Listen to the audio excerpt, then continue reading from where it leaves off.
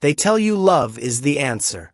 That if you love deeply, give everything, stay soft, the world will bend around you and keep you safe. That if your heart is open, people will honor it. That promise sounds beautiful until you watch what happens in real life. The truth is sharper. The person who loves without limit becomes predictable. Predictability is invitation.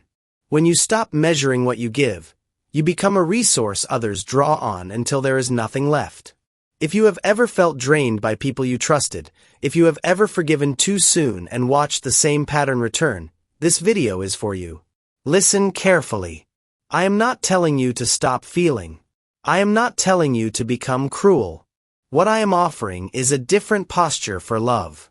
A posture that keeps your warmth without surrendering your agency. Imagine love that has architecture. Visible warmth in the room, and a wall behind it that you never reveal unless someone earns their way through. That wall is not a prison. It is a filter. It protects the thing you value most. Your capacity to give from choice, not from exhaustion. Start by seeing how the tests arrive. People do small experiments when they want to know how far they can push you. It begins with requests that seem harmless. Will you cover this task?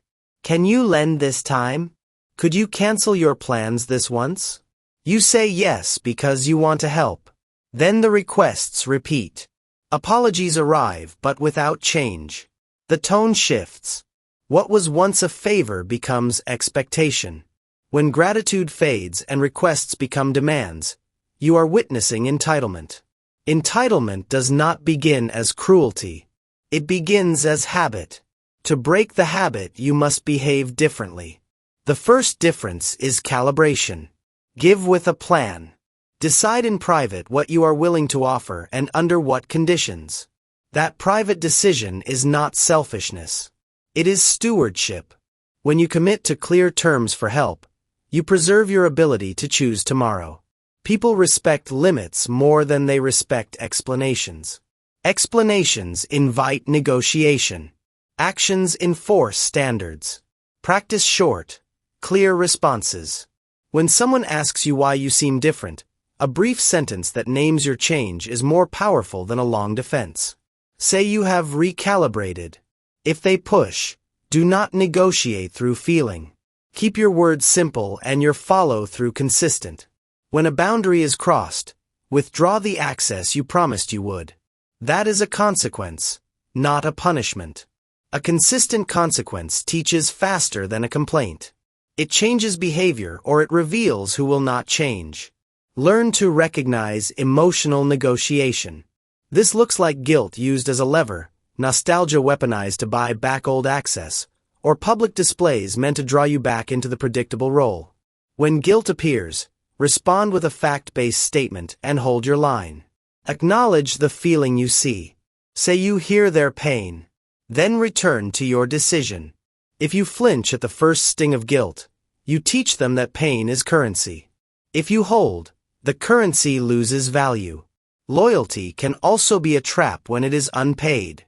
When you are the person always showing up, people stop balancing. They change their expectations because your reliability becomes unpaid labor. If you move away from being the default, they might panic. That panic is often mistaken for love. It is usually a reaction to losing a convenience. That distinction matters because it tells you what you are actually preserving when you keep giving. Are you preserving relationships, or are you preserving access to somebody who will take as long as it costs you nothing? There is a middle path between being a doormat and becoming a fortress. Call it strategic empathy. Strategic empathy is deliberate care. It means you still feel, you still offer, but you do so with terms. You can forgive, but not without reform. You can be merciful, but not blind. Mercy that has no standard becomes relapse. Mercy with clear terms invites real growth. Put simple tools in place. Every morning, write a single sentence that describes the most meaningful progress you want that day. Keep it visible. Use it as a filter. When requests arrive, test them quickly against that sentence. If the request does not move you toward what matters, let it pass. This is not a life of deprivation. This is an allocation of scarce resources, time, attention, presence, toward what compounds over years, not what soothes short-term guilt. Use a short conversational template that reduces drama. When someone presents a problem, reflect back what you heard in a single line. Name the underlying need as you see it. Offer one small testable step they can take. That structure does three things. It shows you listened. It clarifies what the real issue is. It proposes action over complaint. Keep the steps small so yes remains easy. Momentum grows from tiny wins, not grand speeches. Control your presence. Being distant is not the same as being powerful. Presence, when controlled, becomes influence. Show up on your terms. Speak briefly and with purpose. Leave while still respected. A concise exit creates absence that breeds reflection. People value what they cannot take without effort. If you always stay, you become background noise. If you enter intentionally and leave cleanly, you become a standard. Practice the pause before high-stakes reactions. When emotion flares, take a breath and let your rational mind re-engage. Inhale slowly, hold briefly, exhale with a longer release. Repeat until you feel steadier. The pause changes the texture of your response. It turns heated reaction into considered action. Use it before difficult texts, before responses that could escalate, before a decision that feels urgent. The small delay is one of the easiest ways to convert emotion into advantage. Turn pain into intelligence. When someone betrays you or hurts you, ask what the behavior teaches you about them. Catalog it. Do not make it personal. Make it informational. Who is prepared to trade your access for their convenience? Who confuses your generosity with permission to take more? When you see the pattern, adjust access. Remove privileges quietly. This is not revenge. It is realignment. Decide what you tolerate and do not wobble. Most people have elastic boundaries that stretch to accommodate the most persistent demander. That elasticity decreases your worth. Create clear non-negotiables. Tell yourself what you will not accept and then design consequences that are simple to execute. Do them without drama. When enforcement is calm and consistent, it teaches faster and costs less emotionally. Be prepared to be misunderstood.